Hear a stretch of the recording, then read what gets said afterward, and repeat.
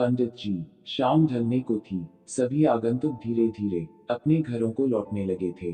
तभी बीरबल ने देखा कि एक मोटा सा आदमी शर्माता हुआ चुपचाप एक कोने में खड़ा है। बीरबल उसके निकट आता हुआ बोला, लगता है तुम कुछ कहना चाहते हो। बेहिचक कह डालो जो कहना है।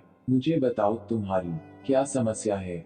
वह मोटा व्यक्ति सकुचाता हुआ बोला, मेरी समस्या यह है कि मैं पढ़ा लिखा नहीं हूँ। मैंने अपनी शिक्षा पर ध्यान नहीं दिया, जिसका मुझे खेद है। मैं भी समाज में सिर उठाकर सम्मान से जीना चाहता हूँ, पर अब नहीं लगता है ऐसा कभी नहीं हो पाएगा। नहीं, कोई देर नहीं, ऐसा जरूर होगा यदि तुम हिम्मत न हारो और परिश्रम करो। तुम में भी योग्यता है, बीरबल ने कहा, लेकिन ज्ञान पाने में तो सालों लग जाएंगे। मोटे आदमी ने कहा, मैं इतना इंतजार नहीं कर सकता। मैं तो यह जानना चाहता हूँ कि क्या कोई ऐसा तरीका है कि चुटकी बजाते ही प्रसिद्धि मिल जाए। प्रसिद्धि पाने का ऐसा आसान रास्ता तो कोई नहीं है। बीरबल बोला, यदि तुम वास्तव में योग्य और प्रसिद्ध कहलवाना चाहते हो तो मेहनत तो करनी ही होगी, वह भी कुछ समय के लिए। यह सुनकर मोटा आदमी सोच में डूब गया। नहीं, मुझ में इतना धैर्य नहीं है। मोटे आदमी ने कहा, मैं तो तुरंत ही प्रसिद्धि पाकर पंडित जी कहलवाना चाहता हूँ। ठीक है, बीरबल बोला, इसके लिए तो एक ही उपाय है। कल तुम बाजार में जाकर खड़े हो जाना।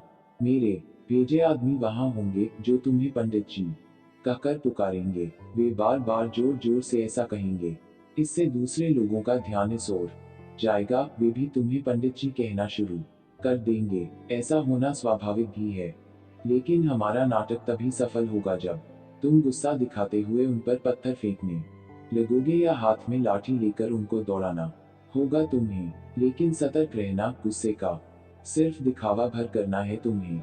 किसी को चोट नहीं पहुंचनी चाहिए। उस समय तो वह मोटा आदमी कुछ समझ नहीं पाया और घर लौट गया। अगली सुबह वह मोटा आदमी बीरबल के कहेनुसार व्यस्त बाजार में जाकर खड़ा हो गया। तभी बीरबल के भेजे आदमी वहां आ पहुंचे और तेज स्वर में कहने लगे, पंडित जी, पंडित जी, पंडित जी। मोटे आदमी ने यह सुन अपनी लाठी उठाई और भाग पड़ा उन आदमियों के पीछे, जैसे सच ही में पिटाई कर देगा। बीरबल के भेजे आदमी वहां से भाग निकले, लेकिन पंडित जी का राग अलापना उन्होंने नहीं छोड़ा। कुछ ही देर बाद आवारा लड़कों का वहां घूमता समूह पंडित जी चिल्लाता हुआ उस मोटे आदमी के पास आ धमका। बड़ा मजेदार दृश्य उपस्थित हो गया था। मोटा आदमी लोगों के पीछे दौड़ रहा था और लोग पंडित जी कहते हुए नाच गाकर चिल्ला रहे थे। अब मोटा आदमी पंडित जी के नाम से प्रसिद्ध हो गया। जब भी लोग उसे देखते तो पंडित जी कहकर ही संबोधित करते। अपनी ओर से तो लोग यह कहकर उसका मजाक उड़ाते थे कि वह उन पर पत्थर फेंकेगा या लाठी लेकर उनके पीछे दौड़ेगा। लेकिन उन्हें क्या पता था कि मोटा तो चाहता ही यही था, वह प्रसिद्ध तो होने ही लगा था। इसी तरह महीनों बीत गए। मोटा आदमी भी थक चुका था। वह यह भी समझ गया था कि लोग उसे सम्मानवश पंडित जी नहीं कहते, बल्कि ऐसा कहकर तो वे उसका उपहास करते हैं।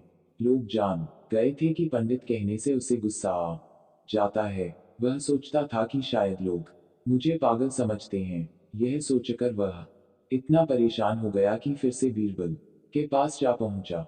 वह बोला, मैं मात्र पंडित जी कहलाना नहीं चाहता। वैसे मुझे स्वयं को पंडित कहलवाना पसंद है और कुछ समय तक यह सुनना मुझे अच्छा भी लगा। लेकिन अब मैं थक चुका हूँ। लोग मेरा सम्मान नहीं करते, वो तो मेरा मजाक उड़ाते हैं। मोटे आदमी को वास्तविकता का आभास होने लगा था। मोटे आदमी को यह कहता देख बीरबल हंसता हुआ यह बोला, मैंने तो तुमसे पहले ही कह दिया था कि तुम बहुत समय तक ऐसा नहीं कर पाओगे। लोग तुम्हें वह सब कैसे कह सकते हैं जो तुम हो ही नहीं। क्या तुम उन्हें मूर्ख समझते हो? जाओ अब कुछ समय किसी दूसरे शहर में जाकर बिताओ। जब लौटो तो उन लोगों को नजर अंदाज कर देना जो तुम्हें पंडित जी कहकर पुकारें। एक अच्छे सभ्य व्यक्ति की तरह आचरण करना। शीघ्र ही लोग समझ जाएंगे कि पंडित जी कहकर तुम्हारा उपहास करने में कुछ नहीं रखा और वे ऐसा कहना छोड़ देंगे। मोटे आदमी ने बीरबल के निर्देश पर अमल किया। जब वह कुछ माह बाद दूसरे शहर से लौटकर आया तो लोगों ने उसे पंडित जी कहकर परेशान करना चाहा, लेकिन उसने कोई ध्यान न दिया। अब वह मोटा आदमी खुश था कि लोग उसे उसके असली नाम से जानने लगे हैं। वह समझ गया था कि प्रसिद्धि पाने की सरल राह कोई नहीं है।